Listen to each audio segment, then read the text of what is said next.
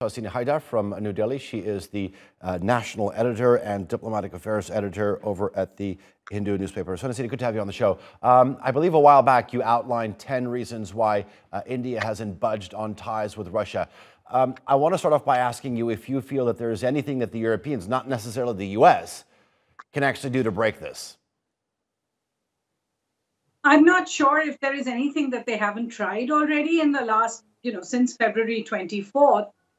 And so therefore, I'm not really expecting that the situation will change drastically. Yes, there is the fact, as you said, there are 10 different reasons, the dependence that you had outlined just now that India has on defense, as well as the good personal ties. It's also true that the financial value of Russian oil coming into India at a time when inflation is high has obviously been quite good, because the Indian government not only continues to purchase Russian oil, certainly Indian public sector undertakings continue to purchase it. According to some estimates, India is now purchasing as much as 30 to 50 times what it was before the war. So it's no longer just 1 to 2% of India's oil intake. It's closer to about 20% if you go just by June figures of about 1 million barrels. So my sense is nothing they have done so far has worked in dissuading the government from this path. In fact, the government, as you pointed out with the External Affairs Minister's remarks, has been very clear that this is about Indian financial interests, and they will stick on this. I understand the principles of India's non-alignment, but can't you have both? I mean, on the one hand, criticize Russia's invasion of Ukraine, but also sort of continue to maintain strong ties, or doesn't it work that way? Well, I think the government has taken a decision. The fact is that the European Union and the US that keep making these pleas to New Delhi to change its policy on Russia are not getting the point that the decision has been made. More oil is being bought. Now, you could question whether the government is doing it only because of its relations with Russia, or because there's no real push factor. These are all pull factors, but there's no push factor. The EU and the US have not sanctioned oil purchases just yet.